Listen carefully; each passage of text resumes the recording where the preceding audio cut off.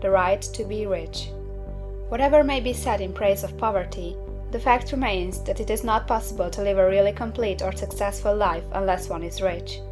No man can rise to his greatest possible height in talent or soul development unless he has plenty of money. For to unfold the soul and to develop talent, he must have many things to use, and he cannot have these things unless he has money to buy them with.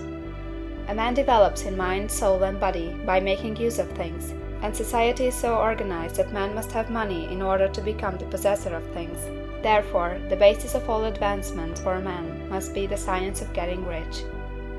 The object of all life is development, and everything that lives has an inalienable right to all the development it is capable of attaining. Man's right to life means his right to have the free and unrestricted use of all the things which may be necessary to his fullest mental, spiritual, and physical unfoldment, or, in other words, his right to be rich. In this book, I shall not speak of riches in a figurative way. To be really rich does not mean to be satisfied or contented with a little. No man ought to be satisfied with a little if he is capable of using and enjoying more. The purpose of nature is the advancement and unfoldment of life, and every man should have all that can contribute to the power, elegance, beauty, and richness of life. To be content with less is sinful. The man who owns all he wants for the living of all the life he is capable of living is rich, and no man who has not plenty of money can have all he wants. Life has advanced so far and become so complex that even the most ordinary man or woman requires a great amount of wealth in order to live in a manner that even approaches completeness. Every person naturally wants to become all that they are capable of becoming. This desire to realize innate possibilities is inherent in human nature. We cannot help wanting to be all that we can be. Success in life is becoming what you want to be. You can become what you want to be only by making use of things, and you can have the free use of things only as you become rich enough to buy them. To understand the science of getting rich is therefore the most essential of all knowledge. There is nothing wrong in wanting to get rich. The desire for riches is really the desire for a richer, fuller, and more abundant life, and that desire is praiseworthy.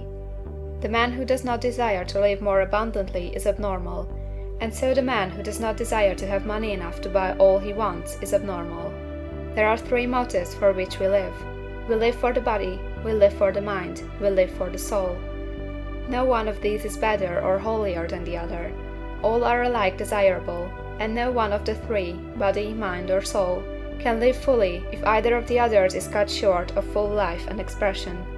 It is not right or noble to live only for the soul and deny mind or body, and it is wrong to live for the intellect and deny body or soul.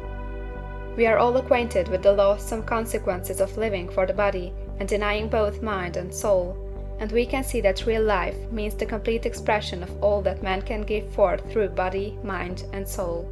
Whatever he can say, no man can be really happy or satisfied unless his body is living fully in every function, and unless the same is true for his mind and his soul. Wherever there is unexpressed possibility or function not performed, there is unsatisfied desire. Desire is possibility seeking expression, or function seeking performance. Man cannot live fully in body without good food, comfortable clothing, and warm shelter, and without freedom from excessive toil.